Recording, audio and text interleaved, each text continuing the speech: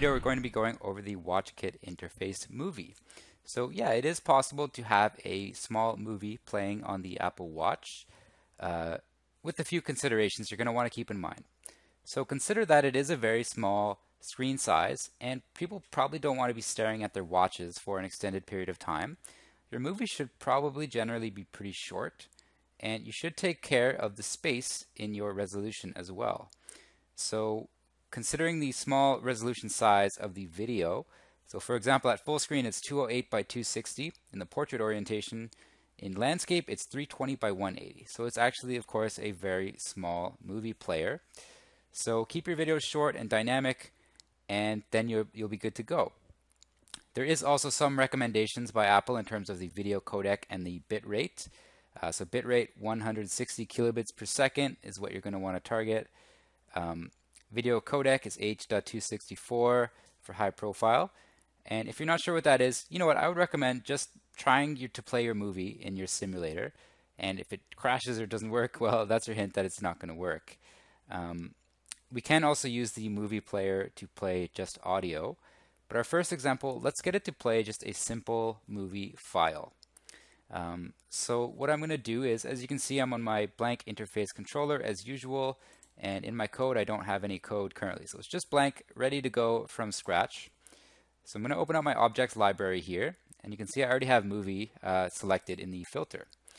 So as you can see, if you want to read the little description, we can see it's a movie object, displays a play button that triggers a modal playback UI. So it's actually kind of neat. It's like a tiny little video player. Now there are some attributes we can adjust. I'm going to leave some of these alone for now. For example, video gravity. Poster image. Poster image, what that means is instead of this kind of generic play button, you could put a different poster image there. Then as soon as the user taps it, it'll start to play the movie and hide the poster image. So we might adjust that later. Otherwise, we just have kind of our standard adjustment properties. So for example, alignment, size, we've seen these kind of things before. Just to take a look at what other video gravity things we have resize aspect fill. And again, we'll explore those a bit later. Now, because I want it to play a movie, I'm going to have to bring in a movie file into my app files. Okay, so let me open up my navigation panel here. And so we don't have any files right now, but what I'm going to do is I've prepared a .movie file and just sample.move, and it's just a couple minute video from one of our previous courses here.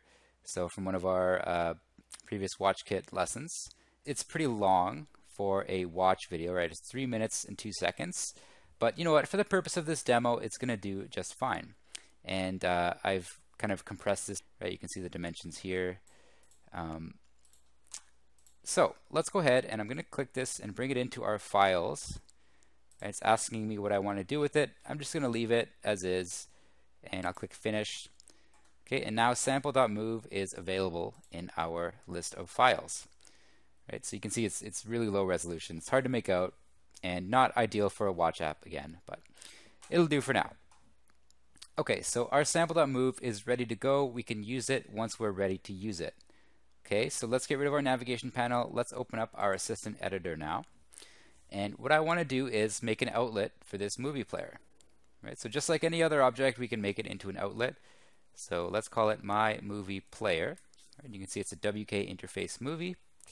And here we go. So we have a connection now to my movie player. And by the way, a neat tip is if you ever want to see the methods available to any given, for example, WK interface movie, if you hold down the command key and click on it, it'll show you that class and the methods available. Right? So we see there's a set movie URL, set video gravity, set loops, and set poster image. And other than that, the interface movie, it's pretty straightforward, right? It doesn't have that many methods available to it compared to something more complex. So it's pretty limited in terms of what we can do, but it's also pretty simple because there's not too many methods available. Now the way we give it a video to use is we have to give it a URL to use. And a URL, we can actually compose one to give it a path to our file. Right, so if we give it a URL that matches sample.move, it's going to know to use that sample for the video file. So how can we tell it to do that? Well, we need to understand a couple things first. So we're going to have to access the bundle. And it's going to look something like this. Equals bundle. Right, so let me go back a second here. We can see that what is a bundle? NSBundle object helps you access the code and resources in a bundle directory on disk. So what that means is the way bundles work, it's everything that the app uses is kind of bundled together. In other words, it's kind of a file directory with a defined structure. That means we can use it to kind of traverse through our bundle to eventually get to our file we need. And then we construct a URL out of that. And it's actually not too difficult. So as you can see, when I do bundle, it's going to ask me for what? For any class, for an identifier, for a path, for a URL. So what we can do is we can say for, and what class? Well, we can actually just grab the interface controller. So for interface controller dot self.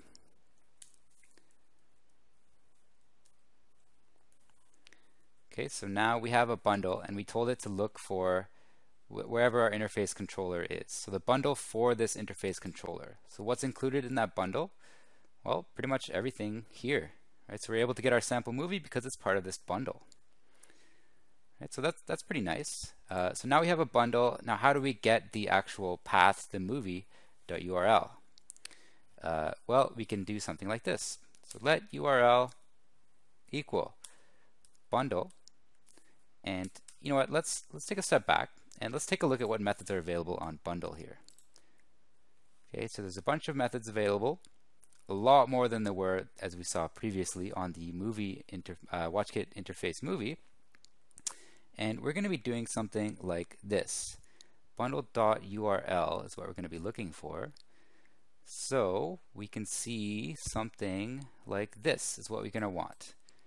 Right, so you can see it's going to return a URL that's optional, right, with the question mark, which means later on we're going to have to unwrap it.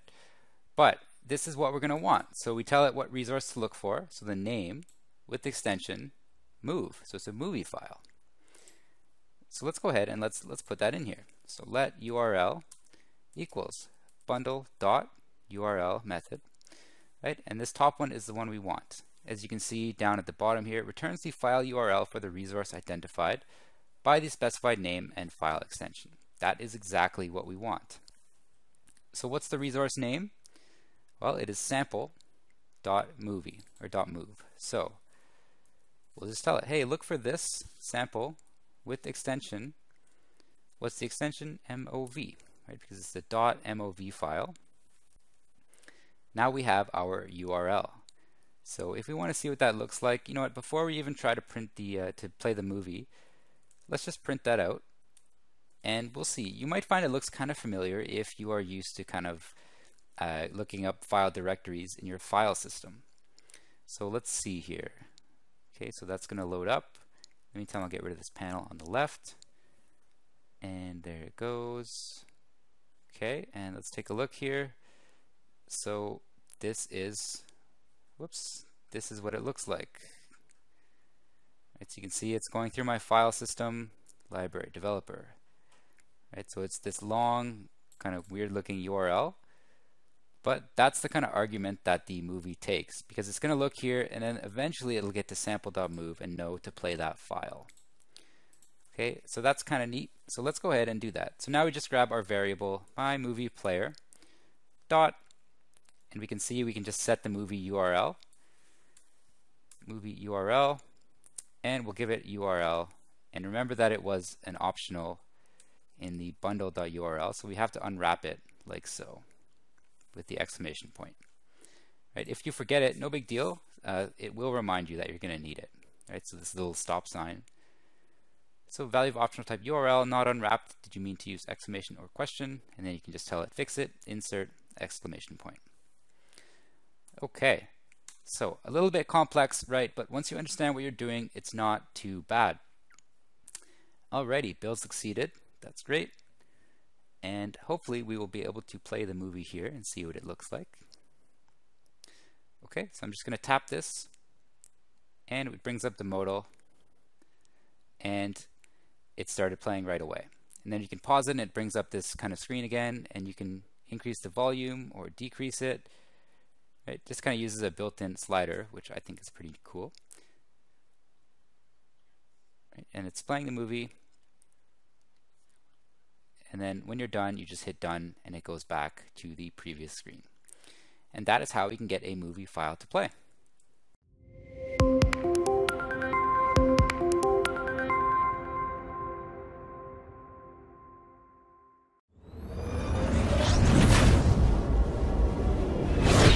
Let's say instead of just having a blank background here, we want to actually put a poster image. So what it'll look like is there'll be a little image behind here instead of black with kind of a transparent looking play button on top of it. So it's still going to be clear to the user that it's a movie file, but you can have like a placeholder image or whatever you like there to kind of represent your movie before it starts to play. So let's take a look at how we can do that. So I'm going to go to my file navigator and I'm going to store this image on the actual WatchKit app itself. So instead of in the extension, which is where we have most of our other code, including our sample.move, I'm going to go into my assets.xc assets folder, and I'm going to bring in an asset, which I've prepared from before. So it's heart at 2x.png. Right? And if you've never used an image before, you just need to know that at 2x just makes it so it's 2x resolution style, right? Because the watchOS, it does have a tiny little retina screen. 1x is for non-retina, 3x is for even higher resolution. And you can see it kind of strips away the .png designation as well.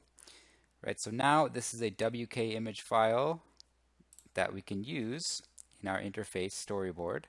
So if I wanted to bring in an image object, I could, but that's not what I'm doing here. Right, so I want to actually set the poster image for my movie player, which is going to be pretty straightforward.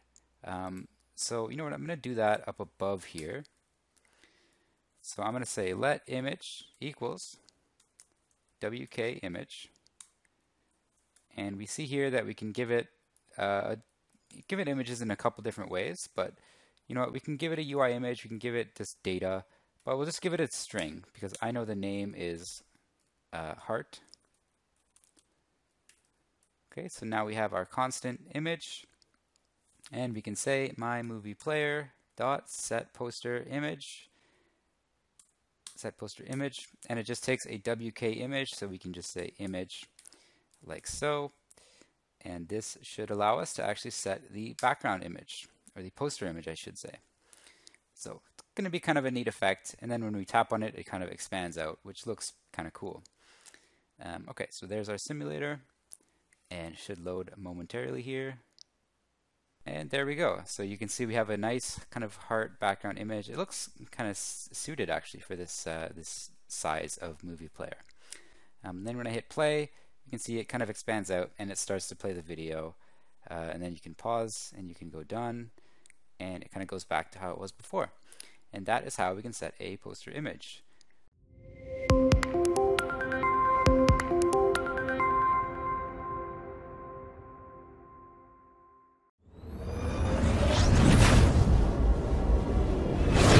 Attribute I wanted to talk about was the video gravity attribute. And you may have noticed this before. If I look at our attributes inspector, we have video gravity and it just defaults to resize aspect. So what does that mean? Well, you know what, before we get to that, I'm going to go in and put in a different movie file. And I have here apollo.move. So let me grab it, throw it in here.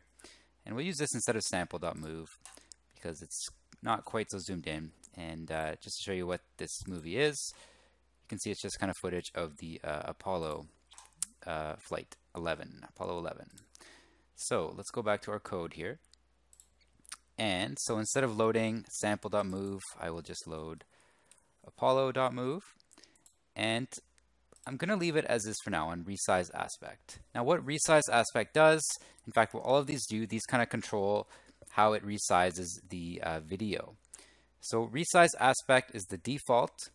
And basically, it resizes content to fit the bounds of the rectangle, and it's going to try to preserve the original aspect ratio of the content. Anything that doesn't fit is basically, well, it's going to try to center it in the partial axis. So what that means is this is usually your best bet, especially if you have sort of a widescreen video, because it may not have to cut off any of the edges. And we can actually kind of see what this does if we observe what our poster image does, because we'll see that behavior in our poster image as well. It's going to be a bit hard to see in the actual video just because it is so small. So let's wait for this to load. Okay, so we can see that the heart image, it's pretty much perfectly sized. If we play, the movie will play, and it doesn't appear to me to be cropped at all. It seems to kind of match the original, right? So there's edges on both sides, top and bottom. There's kind of some cropping going on there as well. But we'll see if that happens with our other resizing video gravities as well. The next one I want to talk about is resize aspect fill. So what this does, and while I'm talking, I'll load this up in the simulator. What this does is basically resizes the content to fit the rectangle completely, and again, it'll try to preserve the aspect ratio. This way, it's probably more likely to result in cutting off the edge of the video in whatever axis it exceeds. And actually, we can see the poster, it's kind of cutting it off because it's trying to fill it as best it knows how to. So it's trying to fill the rectangle. And the poster image, it considers that, I guess, part of the movie file, so it cuts that off as well.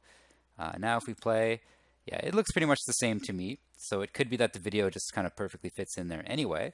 But if it were something that was, tougher to crop, you might notice the edges getting cut off. So again, probably your best bet is just the default resize aspect. Finally, we have resize. And let's take a look at what this one does.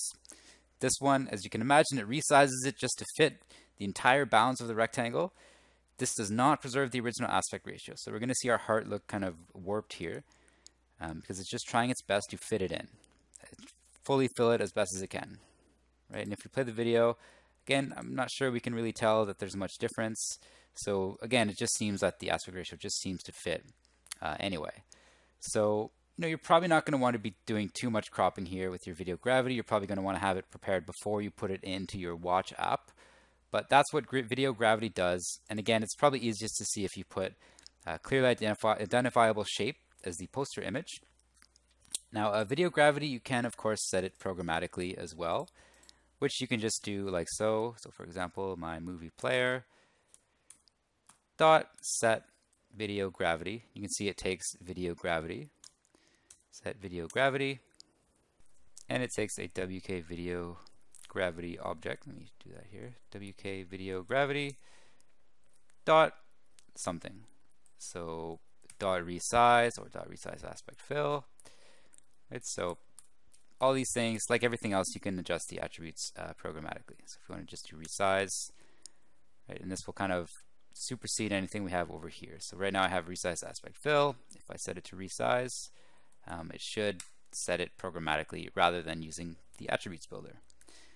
And then I guess you could give your users an option to resize it using whatever gravity they prefer or not. It's really up to you. So let's see what it does. Yeah, so we went with the resize, which is pretty much what we told it to do. All right. And there's really not too much more to the WK interface movie. As you can see, it kind of takes over the display as soon as it starts, so you can't really control it from this point. You could do something like you could add a slider, for example, to change the size of this poster or this movie object, but then once the movie starts playing, it just kind of takes over the screen, which makes sense. It's not a big enough screen to kind of multitask that kind of stuff on. So that's how you could do that. But otherwise, WK interface movie, not too much to it. You just have to know how to kind of access the bundle to get to the actual files themselves.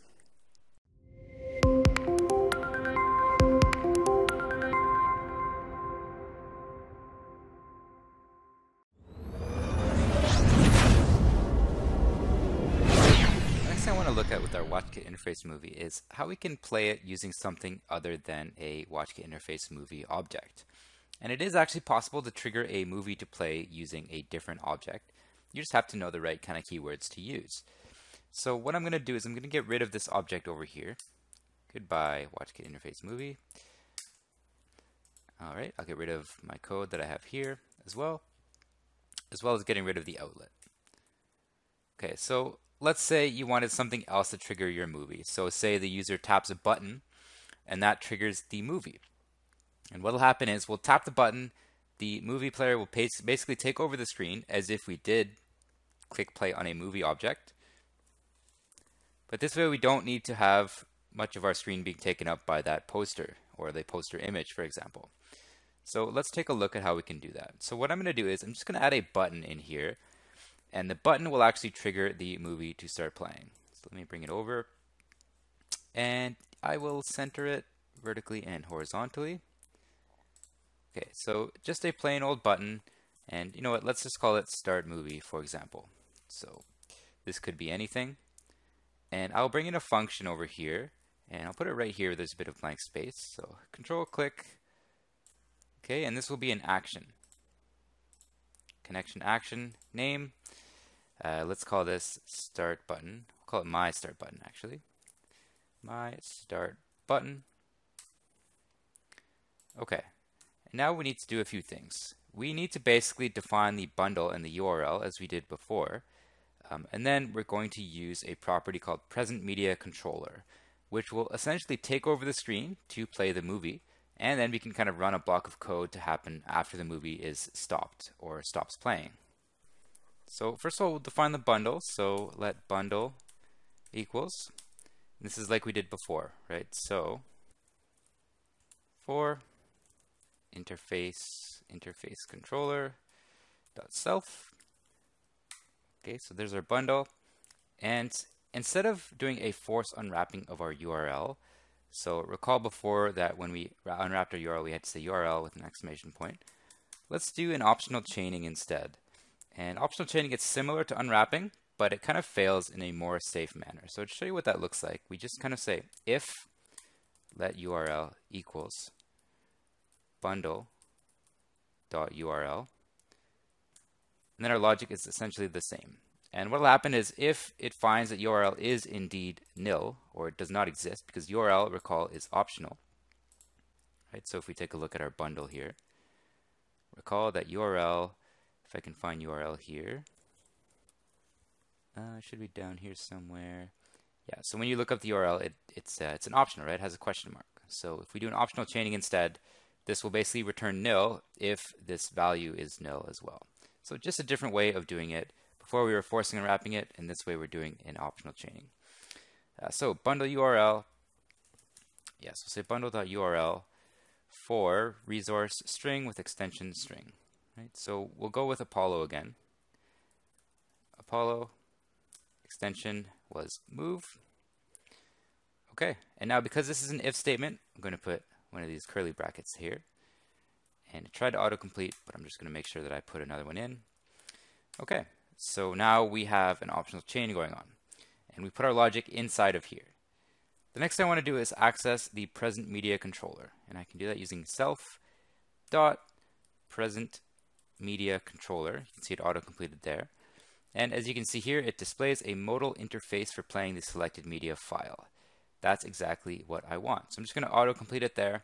You can see it takes a couple values here. So it takes a URL, which, hey, we're going to pass it the optional URL up here. It takes some options, and when it completes, we have a block of code we can run at that point. So let's run through it, and let's just see if we can get it to work, and then we'll kind of walk through some of the steps as well. So URL will, of course, be URL that we just defined up here. Options, this will take, as you can see, any hashable. It takes a dictionary, right? An optional dictionary. So what I'm going to do is I'm going to put in kind of a preset, which is WK media player controller. Yeah, there you can see it's auto-completed. So there's a couple options available to us once we start typing in WK media player. So there's options autoplay key, loops key, start time key, and video gravity key. First one I'm going to select, in fact the only one is going to be autoplay key. And as you can see here, the option to play a media file automatically when it is displayed. It's basically when someone taps a button, it's going to load up the movie file in a modal kind of window, so it's going to pop up, and it's going to start auto-playing. And that's what I want. Autoplay key, and it takes a Boolean value, so I'm going to say true. Okay, so that's our options. Next, we have some block of code we need to run here, basically. So when it's completed, we can check various things. So let's go ahead and let's put in some values here. So I'm going to grab it at this point, bool. And basically I'm going to define some variables here. So we'll say did play to end will be a Boolean value. Okay, time interval, well, we'll call this end time, and it's going to be of type time interval.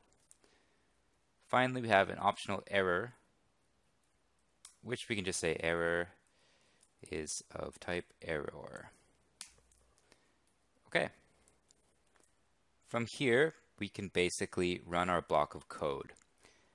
So let's handle our error if there is an error, and we can use another optional chain for that. So just like we're doing up here, if let URL, we can say if let an error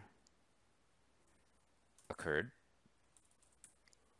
equals error, then we run a block of code. So if that happens, we could throw an exception here. For now though, let's just say we'll print out the exception, or the error rather, to the console. Right? You obviously wouldn't want this in your production app, but for the purpose of our development, this will be fine. Okay, so there's that. And then otherwise, in our block here, we can do something else as well. So if I wanted to say, see how much of it was played, I can grab the end time, which is an interval, a time interval. So let's display that in our console. Print end time. Okay, and so I'll add an extra line here. So this is the end of our button, and then this is the end of our optional chain, basically. And again, if it doesn't find the URL, it will fail gracefully. So it'll just return nil instead of kind of giving us an exception.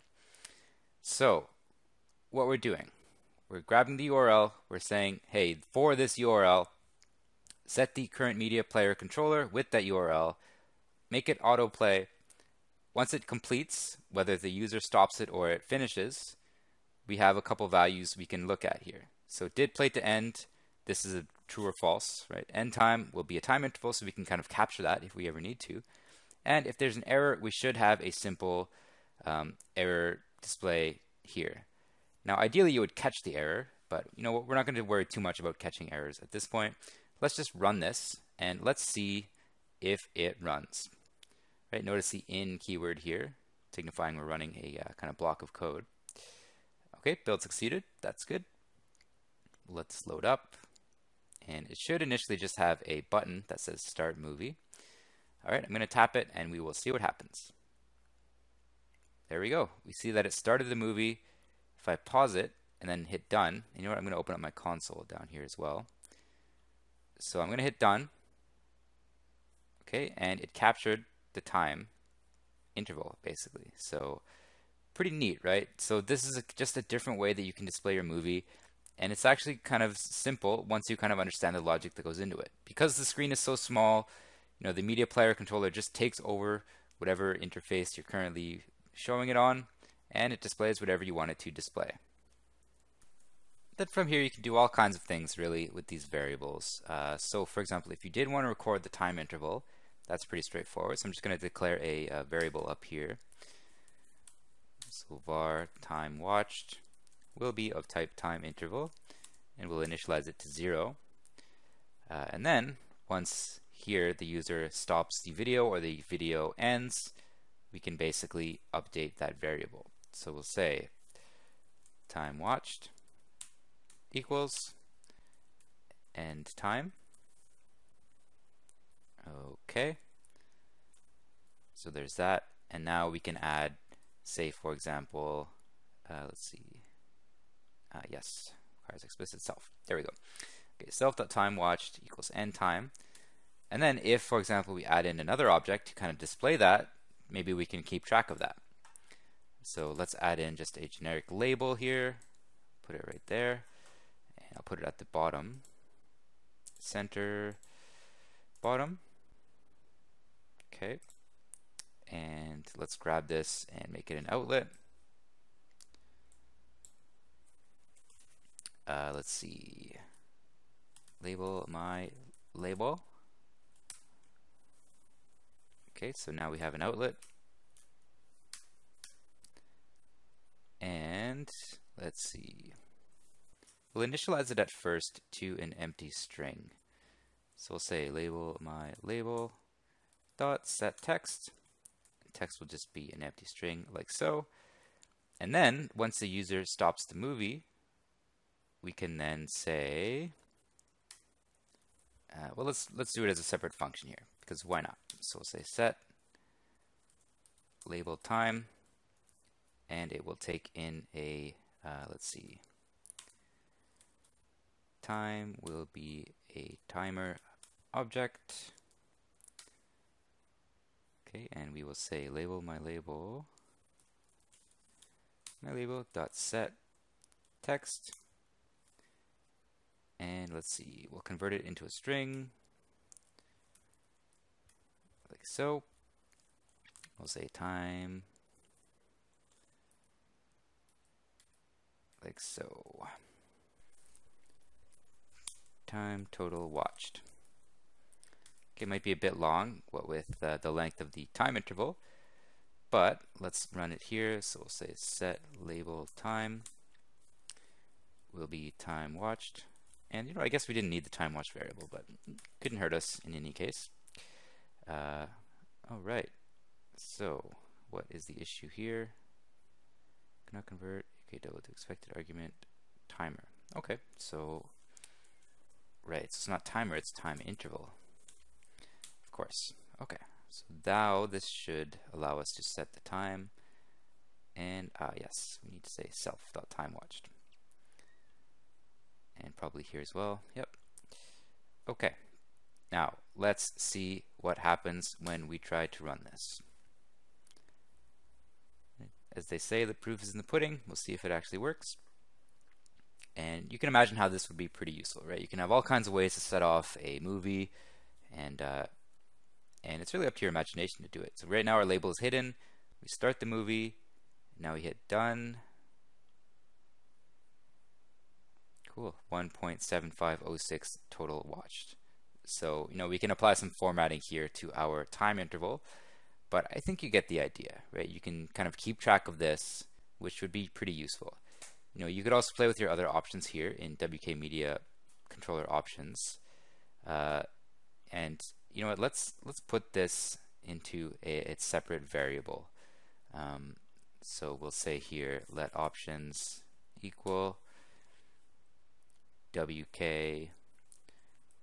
Media Player controllers. Boy, that's a mouthful. Autoplay key true. Okay, and then we can kind of shorten up our code here. Options is options. Yep.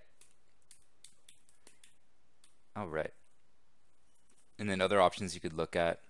Well, you could do something like WK Media Player loops key, right? So the behavior for playing media in a loop. So if you have a very short video, you just want to kind of loop it over and over, you could do that. As you can see, you can also set the start time, right? So the number of seconds into the media file at which to begin playback. So essentially, you can capture the time it was when you stop it. So you know what? Let's try that out. Options, start time key, and let's give it our variable here. So we'll say time watched, because that's a time interval. So let's see what the error is. Heterogeneous collection literal could only be inferred to string any. Add explicit type annotation if this is intentional. Okay, we can do that. So we'll say it's a dictionary string any. Okay, cool. So now initially it should default to 0, so it should start at the start, and then after we run it once, it should capture that, put it in the variable, and then it allows us to start it at a certain point. So pretty neat, right? You can see that this would be pretty useful. Okay, build succeeded. Let us test it out here. Okay, there it goes. Here we go, start movie. You can see, let's take a look. Okay, we're kind of watching it. Okay, so the angle changed. Hit done. Okay, so we can see the interval. We're probably gonna have to format that if we want to keep it. But let's start it again. Let's see where it starts. Start. See it jump to where we stopped it. Right, it kind of took a second to get there, but hey, that's pretty neat. So we'll start it again. We'll stop. We'll hit done. Right, so the time interval is now different. It should be 1.6 seconds in, and it kind of jumps there. And that is how we can do that. Pretty neat, right? And of course, we can also check, if it did play to the end, this would be true, otherwise false, and so on and so forth. So all kinds of neat things you can do with this.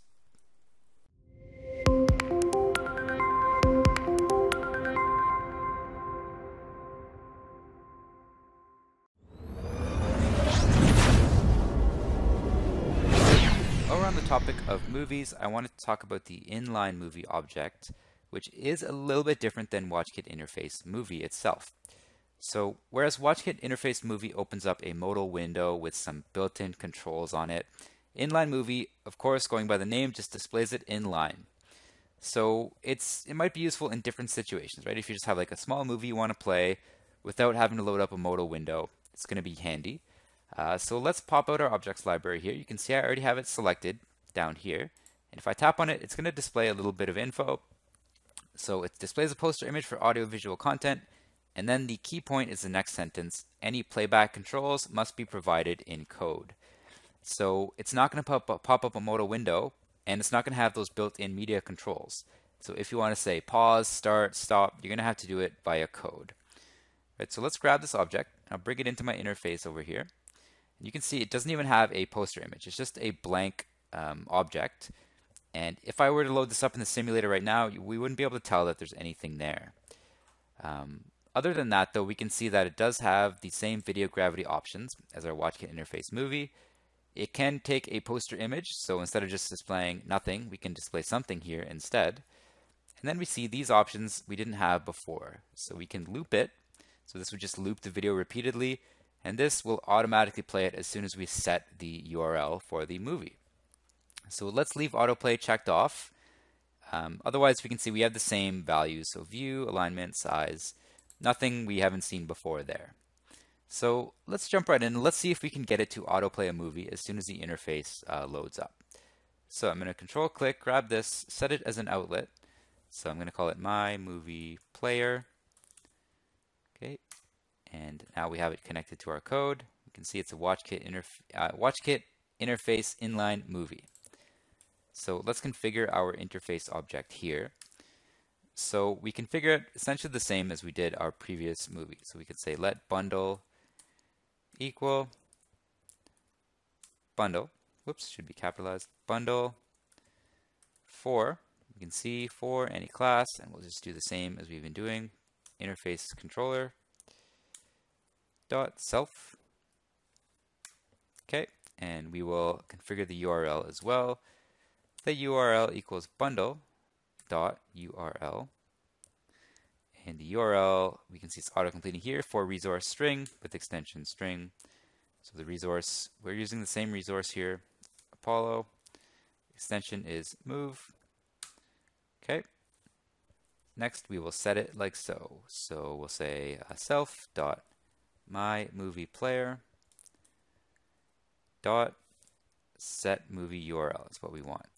Right? We have a whole bunch of options we can see here. As you can see, we can do pause, play, play from beginning, set loops, but we'll just set the URL of the movie to play.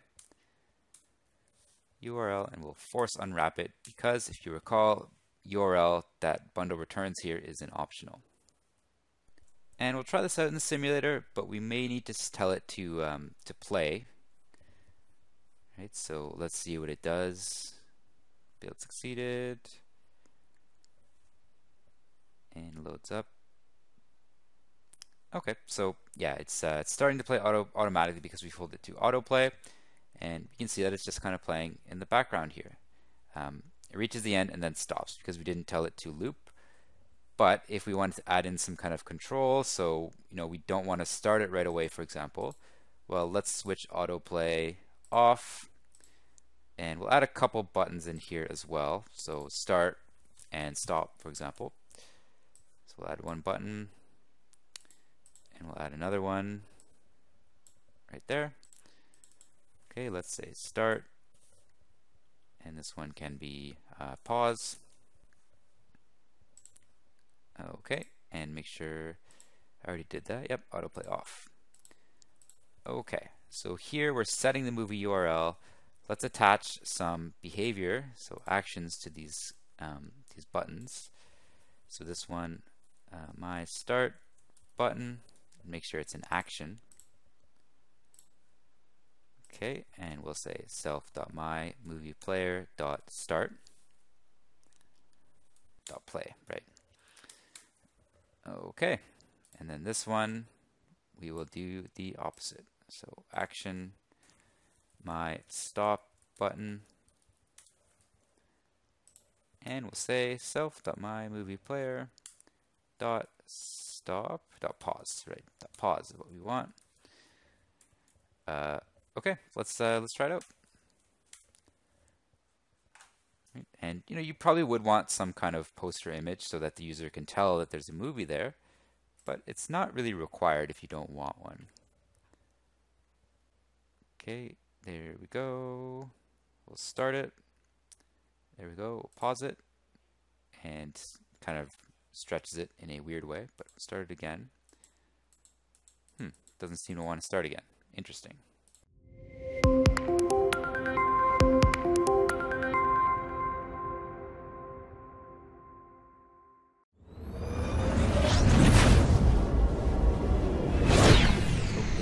Pause and play should obviously pause and play the video. It might just be a bug as to why it's not working. Other options we could do as well would be play from beginning, for example. So you know what, let's set this one to play, and we'll change the function of our pause. So we'll say start again. We'll see if it works in this instance. So my movie player dot play from beginning, for example. Let's test that out to see if it works. And as usual, we can just kind of tinker around with it to see what does what. Okay, wait for it to load up. We will see what it does. Okay, any second. There we go. We'll start it. Okay, and what happens if we click start again? Yeah, it restarts it. So it seems like pause may be a little bit buggy, but otherwise most of these methods should be working as intended. Other things we could do programmatically, for example, we could say, for example, self.mymovieplayer. We could, right, so you can tell it true if you want it to just play in a continuous loop.